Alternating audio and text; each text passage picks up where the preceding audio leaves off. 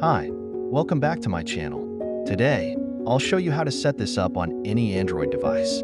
Simply follow the tutorial. Let us get started now. You're a superhero.